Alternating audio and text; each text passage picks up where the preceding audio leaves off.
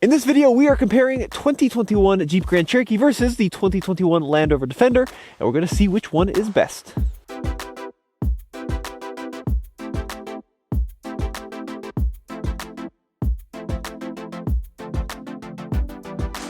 The engine in this Grand Cherokee is decidedly old school. This is a 5.7 liter Hemi V8. It makes 357 horsepower. It's mated to an 8-speed automatic transmission. This engine has been around, well, you can start measuring its age in decades. However, it is a good old-fashioned American workhorse.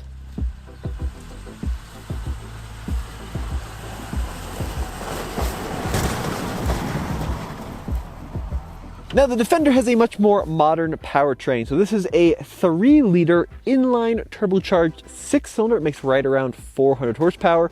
Now, it does have nearly half the displacement as the old one, but because of the turbocharging, it does make more power, which is interesting. And up here at elevation, that does help this engine out a lot in terms of straight on 0 to 60 and passing power. All right, so this Jeep Grand Cherokee, this is the Trailhawk trim. It came in at right around $53,000, and it is, well, it's looking a little bit old in here, but very functional and super easy to use. So we've got big cubbies everywhere, decent size center storage as well. Now, a lot of kind of black piano plastic, which is, you know, a little early 2010s, and then of course some kind of fake wood trim over here, but a very functional interior, if not maybe all that luxurious.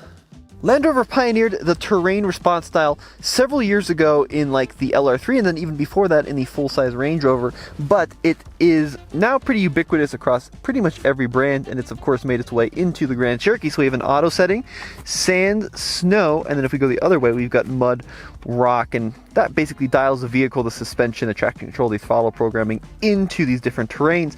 Now, something worth noting too is that the Trailhawk comes standard with air suspension, height adjustable, so you can push it up, you can bring it down to like an axis height down here, and then over here on the left side we do have a 4-wheel drive low setting, and kind of like a Toyota crawl control system where it will maintain a certain speed over every terrain.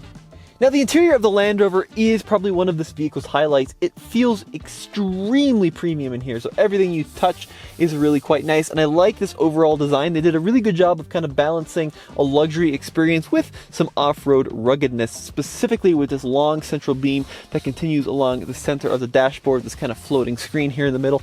Very nicely done. Now, a couple things I'm not a huge fan of. This vehicle does have these kind of tan leather seats, and I do find they stain really pretty easily and get super dirty. And then another thing which is worth noting, if we open up the glove box and take a look at the sticker, this is a significantly more expensive vehicle than the Jeep, so this one comes in at $69,195. Now, the base price on the Defender is right around $50,000, so you could get this vehicle as affordable as that Jeep, but of course this one does have some options in it, including this big panoramic sunroof, so it comes in at right around $69,000.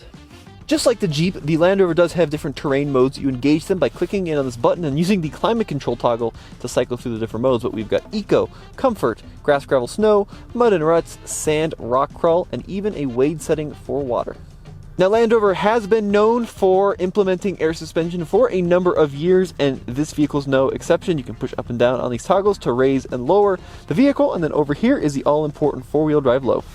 So the Defender does have some other off-road goodies, including a low traction launch, which will program the vehicle to basically accelerate out of difficult slippery situations.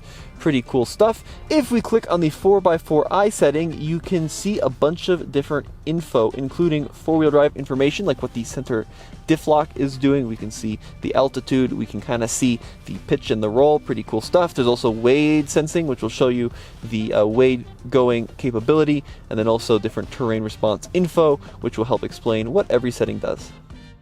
Let's check out the off-road pages in the Jeep. So click on the button there. Now, it does take a while to initialize. It says it's a Jeep thing you wouldn't understand.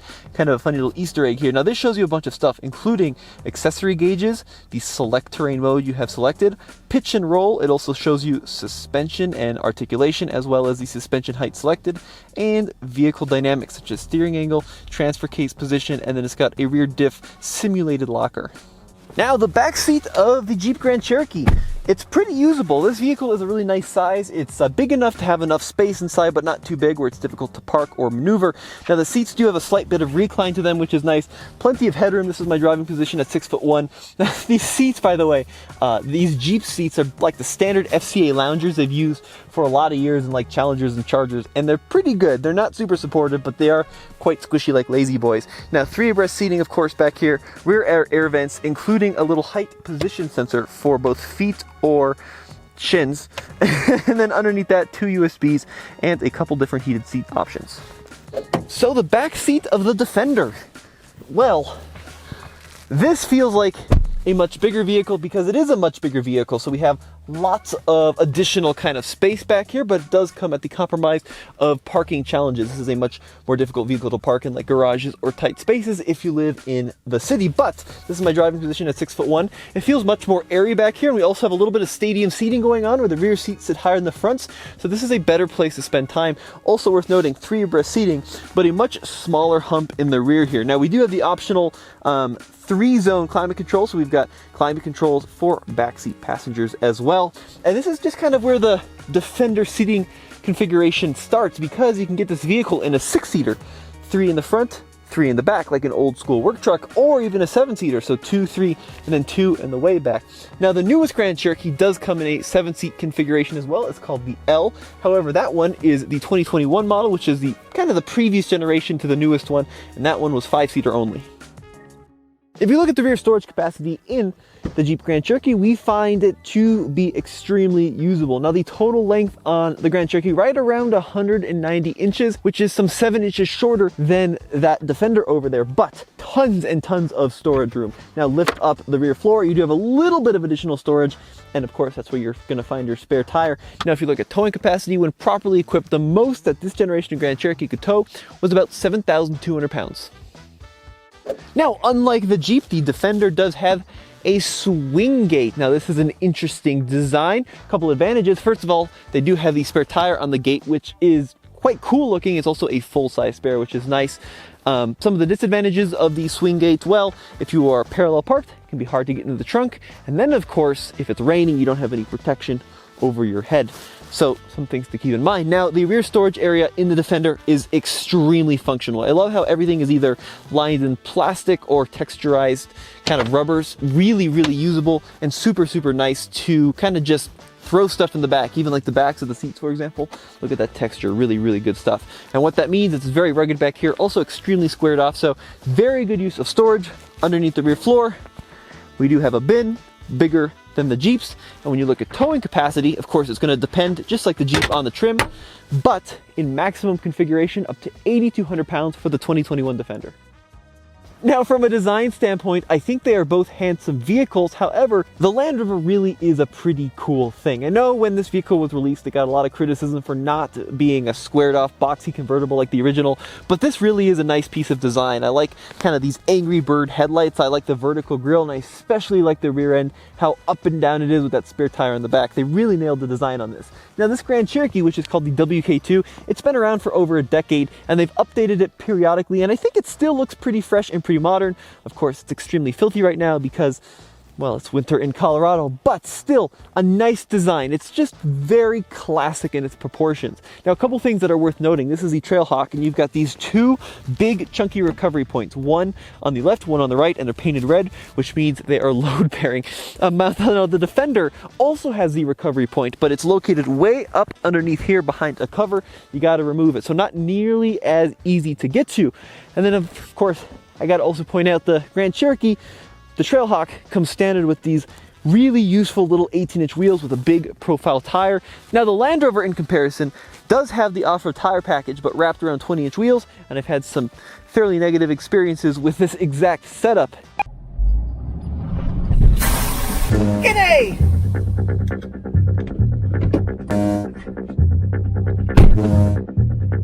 Different spot, I took a different line on it, same exact thing happened.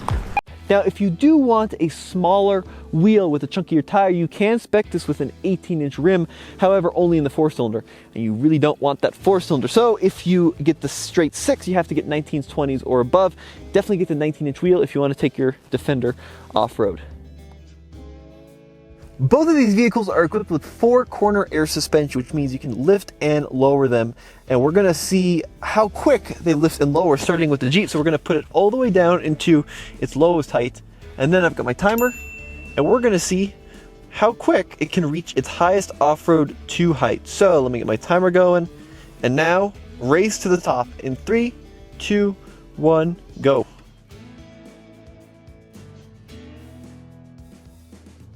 All right, and just like that, we made it to the top. So just under 45 seconds, 44:48. Now for the Defender, so we're all the way to the bottom of the suspension. Time to raise it up in 3, 2, 1. All right, there we are. 26 seconds, so yeah, some 20 seconds quicker than the Grand Cherokee, so that's a pretty big difference. All right, so driving the Jeep Grand Cherokee, I've gone ahead and selected snow mode. I am in the off-road height 1 because we got about 8 inches to a foot of snow here. And I do have to say, I totally understand why these Grand Cherokees were so popular. They are just the right size. The engines, be it the V6 or the V8, both feel really good. They're just really solid SUVs. Now they do use a lot of gas, especially the V8. We're talking like 16 mpg or so. Come on, Jeep, come on, don't bog down, don't bog down. There we go, there we go. But even that said, still very competent vehicles. I love the WK2 Grand Cherokee, probably my favorite generation of these, other than maybe like the WJ of the early 2000s. Now let's go ahead and come to a stop and try a snowy hill start. So in snow mode, let's see what happens when we just accelerate. So it limits the wheel spin pretty significantly. This vehicle is equipped with the Pirelli All Seasons. Come on, there we go. There we go. Oh, so close. Started to grip and then got bogged down. Now we do have a mud setting, and that I find is to be the key in really deep snow. That basically turns off the traction control altogether and then allows you to kind of slide it around just like that. We were able to make it up even in this deep, deep snow. Now, I do think that the ride isn't quite as sorted on the Grand Cherokee as compared to the Defender, so when you put it up in the off-road settings, it does get too firm too quickly. But having said that, if you're in a normal setting or even off-road 1, it still is pretty competent. All right, Defender time. Grass, gravel, snow, engaged. Here we go. Now, we do have the off-road tire group on this car, but we don't have the advanced off-road capability package, and we don't have the rear locking diff either, which is kind of interesting. Ooh, grass, gravel, snow really seems to cut a lot more power than I was kind of expecting there. Come on, full throttle. Full throttle. Okay, so very, very tame on its programming for off-road use. Now, I'm going to stop here and let's see if it can get us unstuck like the Jeep did. Same hill, same section. Oh, look at that. That was good, actually. So that could be down to the tires or it could be down to the all-wheel drive. But the four-wheel drive, it's a four-wheel drive system because it's got a low range, that Land Rover uses is probably the best in the world. I really do think that. I've run Defenders through our roller test, and they really are just incredible at what they do. Really deep snow here, fresh powder. Yeah, the grass, gravel, snow is very tame on allowing wheel spin, which is, I suppose, is kind of what you want in snow, but you know, doesn't put up cool roosts. Now let me go ahead and try to change the mode. Let me try it. Yeah, let's try mud and ruts. Okay, mud and ruts. Now look, so now we can have a lot more wheel spin, and we're able to really kind of slide it around a little bit more, similar to the mud setting in the Jeep. Now the ride in this is excellent. I think Land Rover does have a better ride than the Grand Cherokee.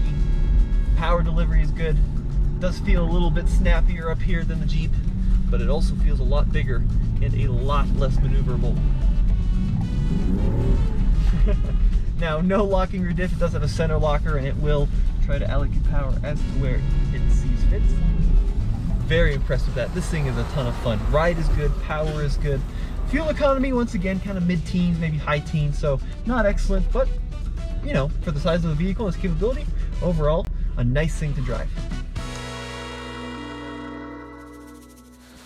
What do you think, Blaze? Which one do you prefer? Now, obviously, two very different approaches at kind of luxury, hauling, and off-road capability. The Jeep is much more utilitarian than the Land Rover. It is quite comfortable on the inside, good old school American luxury with those big old lounges, but you know, the interior is not nearly as nice as the Land Rover, and it's not nearly as refined of an experience as the Defender.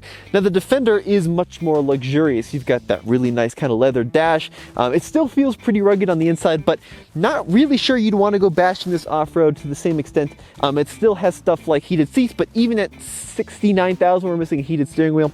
Stuff to keep in mind. And I think from a value standpoint, the Jeep is probably even a little better than the Defender. Now, if it was me, I'd get the base Defender with the steel wheels and, like, you know, all the basic goodies, and then have, you know, low $50,000 range similar to this vehicle, but you wouldn't have nearly the same options that the Jeep has. I also think that even though the Jeep is going on some, you know, 10 years old, this basic design still looks pretty good. So for this comparison, I'm going to give it to the good old-fashioned Jeep Grand Cherokee. Let me know what you think in the comment section below. And as always, this has been Tommy for the Fast Lane Car. Check out TFL Car, TFL Truck, TFL Off-Road. And if you want to find everything in one place, TFL-studios.com for the latest and greatest in new vehicle reviews.